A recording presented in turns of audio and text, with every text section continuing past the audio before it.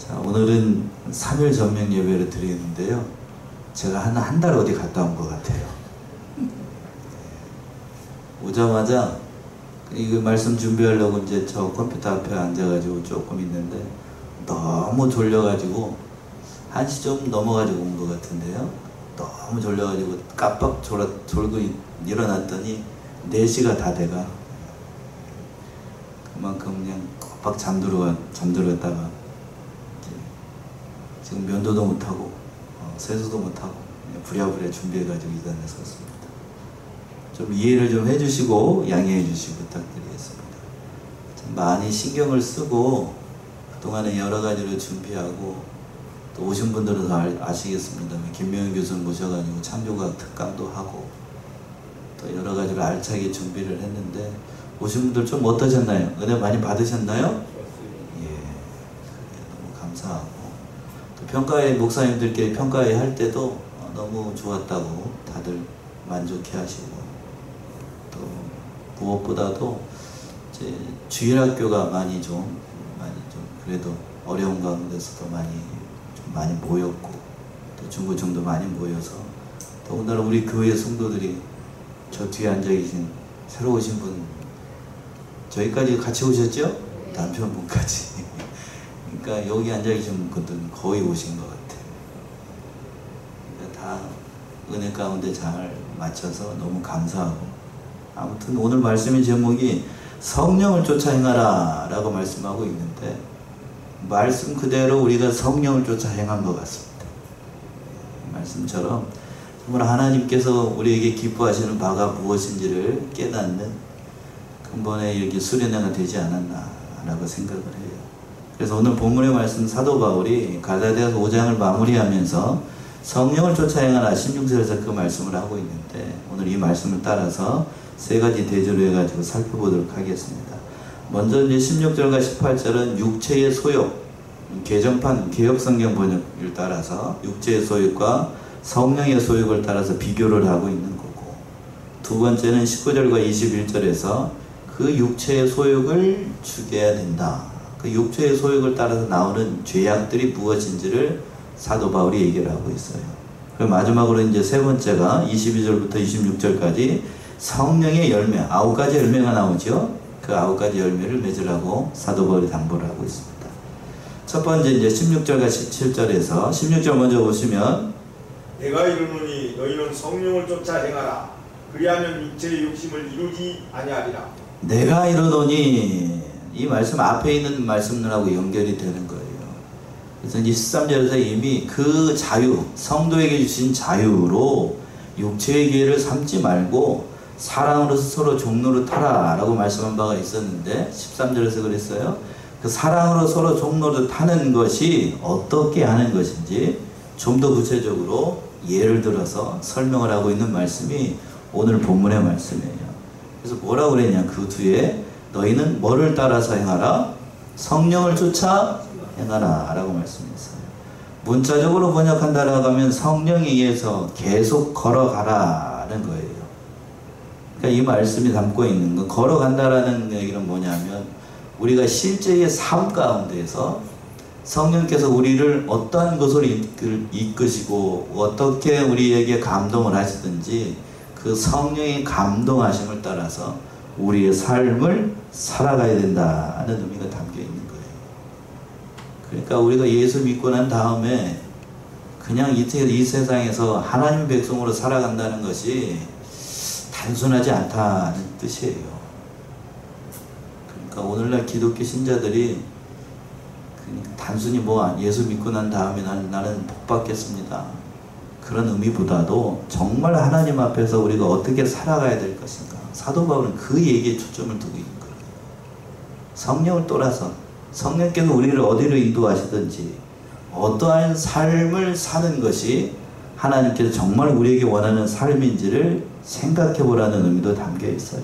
그러니까 하나님께서 우리의 본성과 거슬리는 대목으로 우리를 인도하실 때가 있다고요.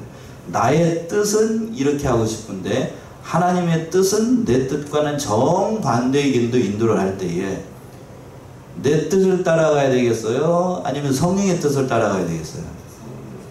답은 이미 정해져 있습니다. 누구의 뜻이죠? 성령의 뜻인데, 그러나 우리는 본성적으로 내 뜻과 반대되는 길로 성령께서, 하나님께서 우리 인도하시면 그 길을 순종하면서 나아가는 게 쉽지 않다는 거예요. 왜 그렇죠? 내가 보기에는, 내 생각에는 하나님의 뜻이 잘못된 것처럼 보일 때가 많아요. 그러니까 내 판단과 내 사고를 따라서 하는 때가 많은데, 그렇게 하지 말고 하나님의 뜻을 따라서 성령을 또 타서, 성령께서 우리를 인도하시든지, 성령께서 우리를 인도하신다는 사실은 우리에게 가장 좋은 기술을 주시려고 하나님께서 우리를 그 길로 인도할 거 아닙니까?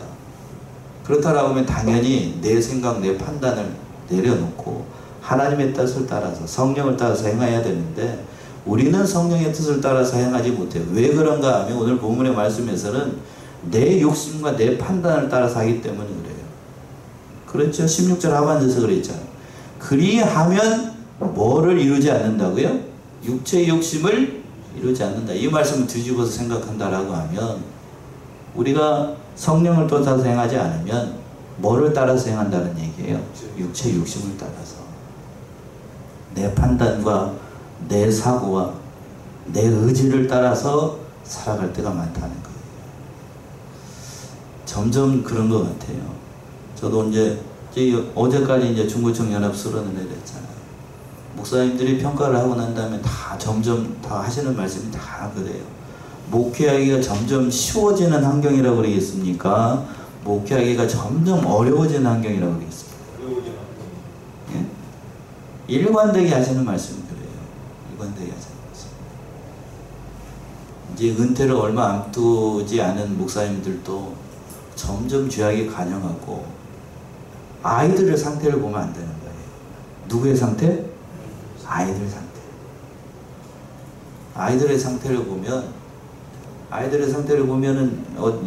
저희가 자랄 때만 해도 중고등부나 청년부 때나 거기까지 가지도 말고, 뭐 초등학교 때 어른들이 얘기하면 그래도 뭐라든 신흥은 했어요. 듣는 신흥이라도 했다고요. 근데 요즘 중고등부 애들한테 무슨 얘기를 했다, 어른들 말을 들을까요? 거기에 나와있던 그 중고등부 학생들은 그 지루한 설교를 목사님들이 1시간씩 설교하시거든요.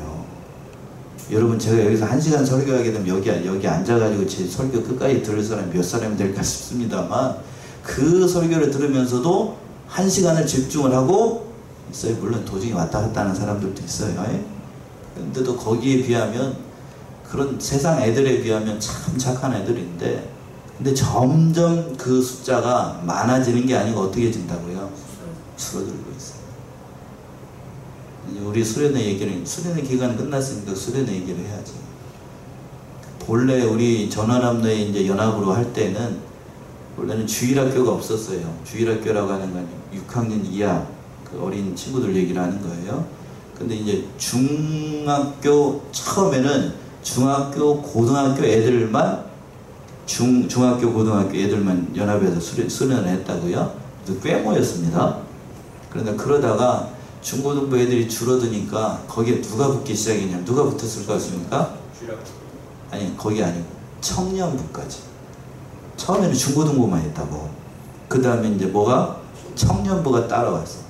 그걸로도 안 되니까 어디가 따라왔냐면 이제 주일학교가 따라왔어요. 그걸로도 숫자가 모자랄 것 같으니까 어디가 따라왔냐면 장년부까지. 지금 장년부가 됐어요.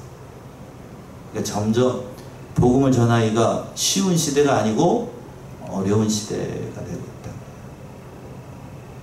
왜 그럴까? 오늘 본문의 말씀이 다 와 있어요. 이 세상이 점점 성령을 쫓아서 행하는 게 아니고 무슨 욕심을 따라? 자기 욕심을 따라. 오늘 말씀에서는 육체의 욕심을 따라, 육체의 소욕을 따라서 살아가기 때문에 점점 그렇게 돼가기 때문에 말씀 전하기가 어려운 시대가 됐어요. 자, 본문 돌아서 17절 보시면, 육체의 소욕은 성령을 거스리고 성령의 소욕은 육체를 거스리나니 이 둘이 서로 대적함으로 너희의 원하는 것을 하지 못하게 하려 함이니라. 예.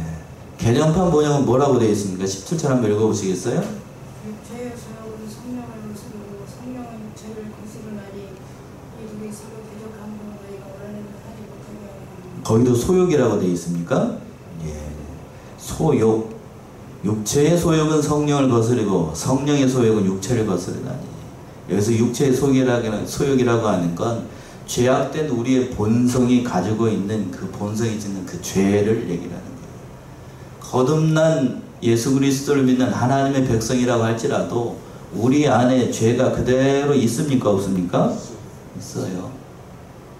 거듭난 신자라고 해도 우리의 옛 본성, 우리의 부패성, 우리 밑바닥에 있는 죄는 여전히 남아있습니다.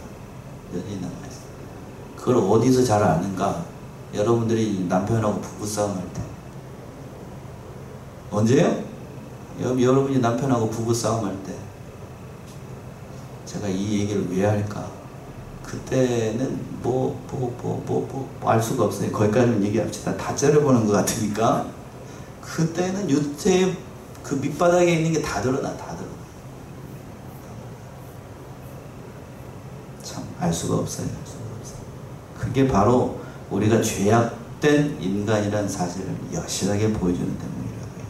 이것을 사도 바울은 뭐하고 비교를 했냐면 육체의 소욕과 성령의 소욕이 서로 거스른다라고 얘기를 했어요. 그리고 하반절에서 그랬습니다. 이 둘은 서로 대적함으로 너희 원하는 것을 하지 못하게 만든다.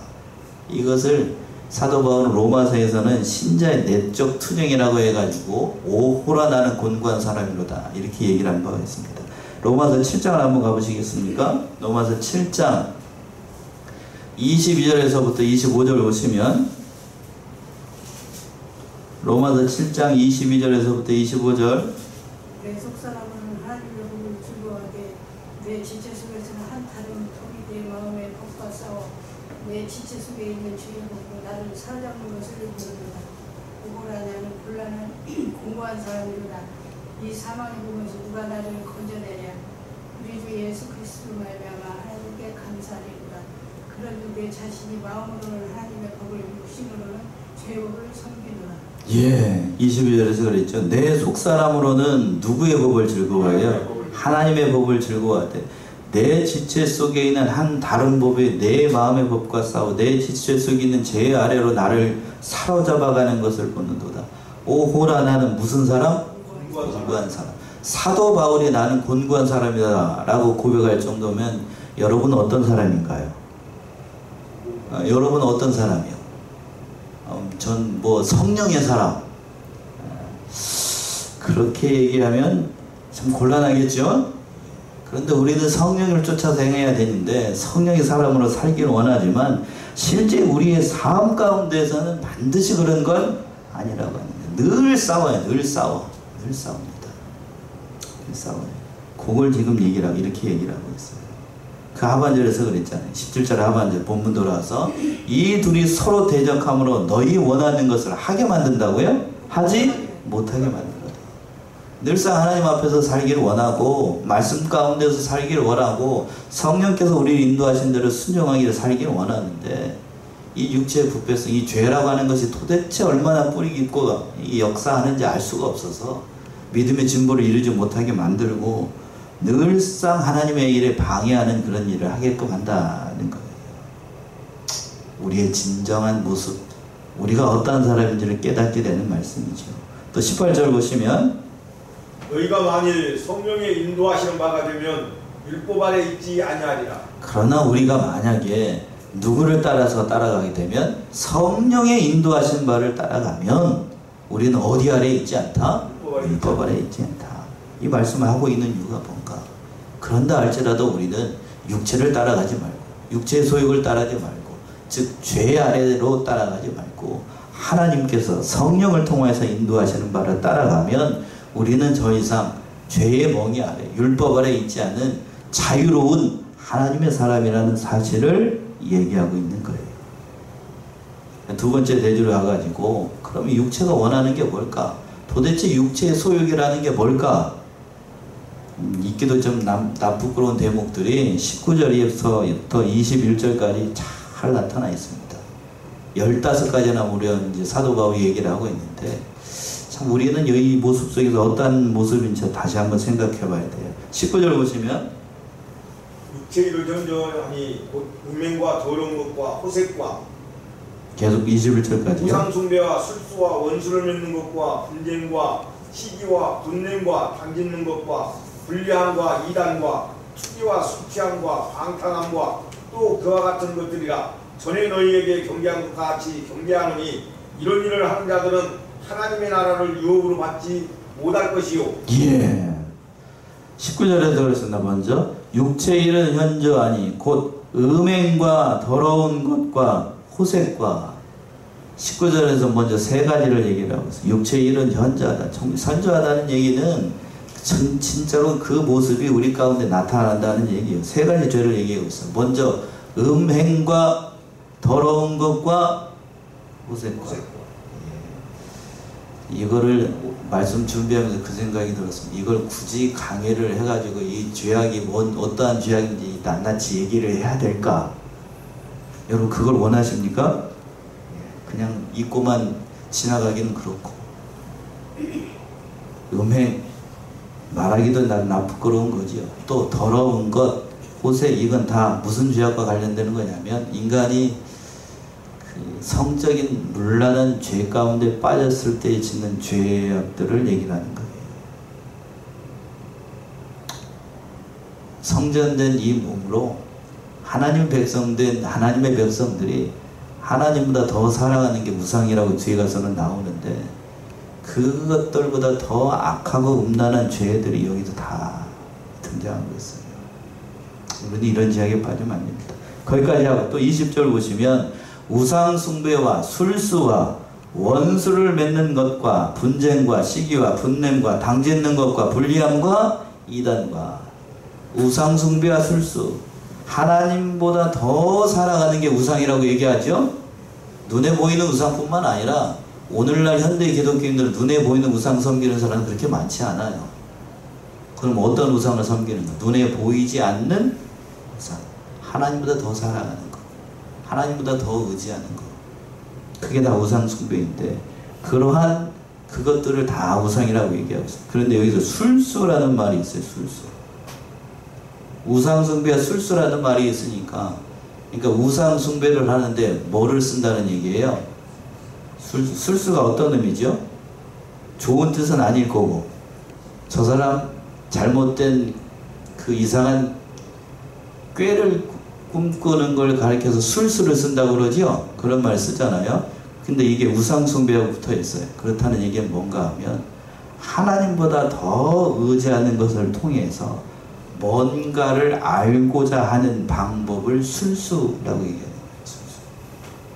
쉽게 표현하면 하나님한테 기도하고 하나님한테 물어야 될 거를 무당집 가가지고 그 복술자한테 가가지고 돈 주고 복채 내면서 내 앞길이 어떻게 될까요? 물어보는 거예요.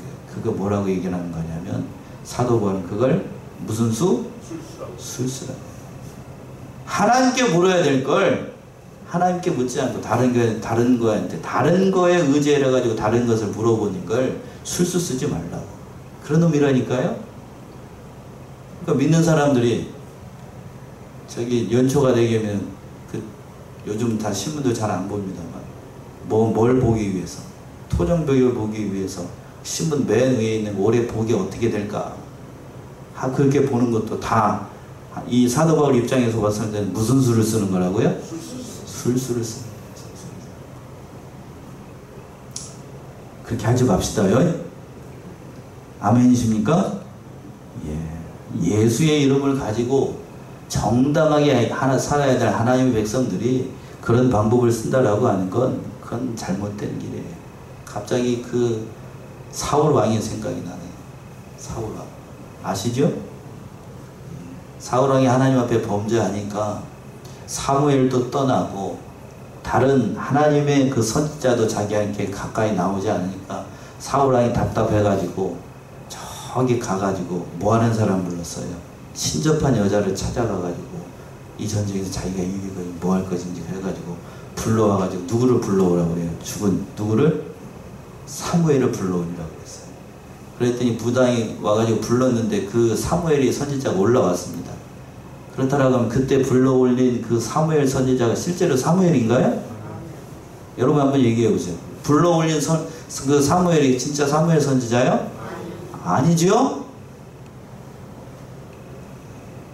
그런 거 쓰지 말라고. 그걸 성경에서 뭐라고 얘기한다고? 술수라고. 그런 방법 하지 말라고. 그런 거 하지 말라고. 술수에서 한참 진도나는데 그 뒤에 이제 원수를 맺는 것 굳이 얘기해도 잘 아시죠. 또 분쟁, 시기, 자기보다 좀만 뭔가 나은 거 있으면은 다 시기심이 나요. 또 분냄, 당짓는 것, 불리함, 이단, 잘못된 길로 걸어가는 것. 참 안타까운 거예요. 21절 다시 한번 읽어보시면 21절. 투기와 술취함과 방탕함과 또 그와 같은 것들이라 전에 너희에게 경계한 것 같이 경계하노니 이런 일을 하는 자들은 하나님 나라를 유업으로 받지 못할 것이요. 예, 여기서 뭐가 먼저 나오고 있습니까? 21절에서 투기. 시기가 악화되면 나오는 게 투기라고 얘기를 하는데 남자가 많을까요? 여자가 많을까요? 지금 고해성사 하시는 거죠? 예. 그런 거 하지 말라고요. 그리고 또 모함과 술 취함. 목사님 그래도 한두 잔씩 하는 거 죄가 아니지 않습니까? 그렇게 얘기하면 이 오늘 본문의 말씀에서 뭐 하지 말라고 그랬죠? 술 취하지 말라고 그랬습니다. 전 거기까지만 얘기할래요. 그 다음에 또 모함과 방탕한 것. 그게 다 하나님 앞에서 죄가 된다는 거예요. 그래서 이런 일을 하는 사람들은 어떻게 되는가? 그 하반절에서 그랬어요.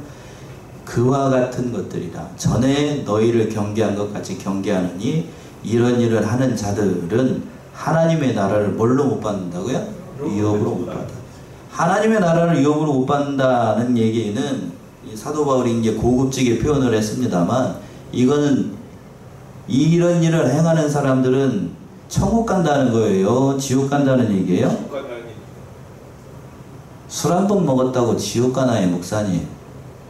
무당한테 점 한 번 봤다고 지옥 가나요, 목사님?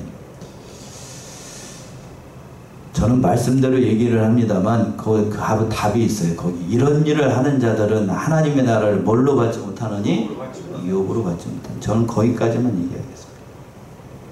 말씀대로 따지면 하나님께서 원하시는 길이 아니라는 거예요. 그 길을 따라가는 거.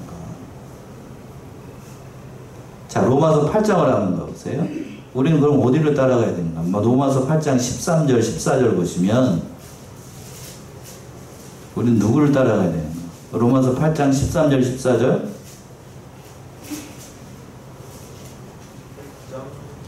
13, 14. 너희가 육신대로 살면 반드시 죽을 것이로되 영으로서 몸의 행실을 죽이면 살리니 무릇 하나님의 영으로 인도함을 받는 그들은 곧 하나님의 아들이라. 자, 14절에서도 있죠. 무릇 하나님의 영으로 인도함을 받는 자들은 곧 누구의 아들이라? 하나님의 아들이라. 우리가 하나님의 아들이 있으니까 하나님의 인도함을 받아야 돼요. 하나님의 인도함을 받지 않고 마귀의 인도함을 받는다라고 하는 사실은 그들이 하나님의 나라를 유업으로 받지 못하는 게 당연한 결과 아니겠습니까? 당연한 결과예요. 당연한 결과.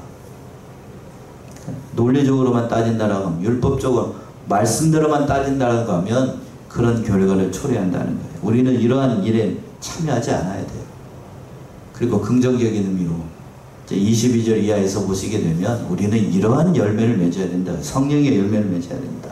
자, 부정적인 얘기는 거기까지 말하고 긍정적인 얘기합시다. 22절 보시면 오직 성령의 열매는 사랑과 희락과 화평과 오래 참음과 자비와 양성과 충성과 온유와 절제니 이 같은 것을 금지할 법이 없느니라. 자, 우리 22절과 23절 참 좋은 얘기잖아요. 성령의 9가지 열매, 주일학교에서 단골 메뉴죠. 우리 같이 한번 더 읽어봅시다. 시작. 오직 성령의 열매는 사랑과 희락과 화평과 오래 참음과 자비와 양선과 충성과 온유와 절제니 이 같은 법을 금지할 법이 없느니라. 앞에서는 사도 바울이 부정적인 얘기를 했어요. 이러한 죄악을 범하는 자는 하나님의 나라를 뭘로 받지 못한다고요? 유업으로 받지 못한다. 그러나 우리는 그러한 길을 따라가지 말고 하나님께서 원하시는 바 성령의 열매 9가지 열매, 사랑과 희락과 그 다음에 뭐예요? 화평과 오랜 참음과 자비와 양성과 충성과 온유와 절제지. 이러한 열매를 맺는 것, 그것이 하나님께서 진정으로 원하시는 바라는 뜻입니다. 우리 사랑하는 성안의 성도님들, 하나님께서 원하시는 이 성령의 고급진 열매 많이 맺혀가지고 하나님을 기쁘시게 하고 장차원 하나님의 나라에서도 잘했다 칭찬받는 우리 사랑하는 성안의 성도님 모두가 되시기 바랍니다. 그래야 하나님께서 기뻐하시고 우리도 하나님 앞에 설 때에 부끄럽지 않은 신앙의 사람이 되겠지요. 또 24절부터 보시게 되면 사도 바울이 그 열매를 맺기 위해서 우리가 어떠한 신분의 사람인지를 얘기를 하고 있는 거예요. 24절 보시면 그리스도 예수의 사람들은 육체와 함께 그 정욕과 욕심을 십자가에 못 박았느니라. 예, 24절 우리 또 합석해 볼까요? 24절 시작. 그리스도 예수의 사람들은 육체와 함께 그 정과 욕심을 십자가에 못 박았느니라. 여러분들 그리스도 예수의 사람이신가요? 그렇죠? 그러면 육체와 함께 그 정과 욕심을 어디에다 못을 박았다고요? 십자가에. 예. 왜 십자가에 못을 박았는데 그러면 왜 욕심이 살아날까요? 줄박혀서 그런가? 예. 저도 살아납니다. 목사님 저도 살아나고. 참 우리의 부패성이라고 하는 것이, 우리의 죄악성이라고 하는 것이 예수 믿고 난 다음에도 우리 안에 숨겨져 있는 그 죄의 본성이라고 하는 것이 그만큼 무섭다는 얘기지요. 근데 사도 바울은 이렇게 얘기를 하는 거예요. 이미 다 어디에다 못을 박았다? 십자가에 못을 박았다. 십자가에 다 못을 박았다. 그러니까 그런 거 생각하지 말라는 거예요. 오직 우리는 성령으로 행해야 된다. 마지막 25절과 26절이 그 말씀이 적극적인 의미에서 25, 26절을 보시면 만일 우리가 성령으로 살면 또한 성령으로 행할지니 헛된 영광을 구하여 서로 격동하고 서로 투기하지 말지니라. 자, 25절과 26절도 우리 합독할까요? 시작. 만일 우리가 성령으로 살면 또한 성령으로 행할지니 헛된 영광을 구하여 서로 격동하고 서로 투기하지 말지니라. 25절은 좀 이따가 하고 26절 봅시다. 우리가 싸우는 이유가 뭔지를 나오네요. 무슨 영광을 구하기 때문에? 헛된 것을 구하니까요. 서로 싸우고 격동하고 투기하는 이유가 뭔가? 헛된 영광이에요. 헛된 영광. 세상 것들로만 헛된 영광을 추구하는 게 아니라 믿는 자들 가운데서도 믿는 일 때문에 서로 싸우는 건 그거 자체가 무슨 영광이에요? 헛된 겁니다. 사두개인들과 서기관들과 바리새인들이 예수를 죽인 이유가 뭐냐면 그들도 누구를 위해서 산다라고 스스로 생각했냐? 누구를 위해서 산다고 생각했을까요? 자기를 위해서가 아니에요. 누구를 위해서? 하나님을 위해서 산다고 생각했어요. 그러나 그것이 사도 바울의 관점에서 무슨 영광이라고요? 헛된 거예요. 성령을 따라서 행하지 않고 하나님을 위해서 스스로 한다라고 생각하는 건 그건 잘못된 거라니까요? 잘못된 거. 무섭죠? 무섭다고. 잘못된 결과를 따라가지 말라. 서로 투기하고. 이 세상에 오셔가지고 믿는 자들을 구원하기 위해서 자기를 구원하려고 오신 예수 그리스도를 십자가에 못 박는 무리들 앞에서 참 우리 자신을 돌아보게 되는 거예요. 그래서 만 25절 보시면 만일 우리가 무엇으로 살면? 성령으로 살면 또한 뭘로 행하라? 성령으로 행하라. 이 말씀을 하는 거예요. 정말로 우리가 누구로 살아야 된다? 이 세상에서 성령으로 살아야 된다. 성령의 인도하심을 따라서 성령께서 우리를 어디로 인도하시든지 행하고 따라가고, 비록 내 뜻과 내 사상과 내 판단으로는 잘못된 길로 성령이 인도하시는 것 같아요. 그러나 그 말씀에 순종하는 것이 정말로 하나님의 백성된 본분이라는 사실을 우리가 잊으면 안 됩니다. 그래서 우리 사랑하는 성안의 성도님들 이 사실을 깨달아서 성령께서 우리를 어디로 인도하시든지 순종하여 나가며 오늘 본문의 말씀에서 성령의 열매를 많이 맺힘으로 하나님을 기쁘시게 하고 또 장차온 하나님의 나라에서 그 모든 영광을 올려드리는 사랑하시는 성안의 성도님들 모두가 되시기 바랍니다. 기도하겠습니다.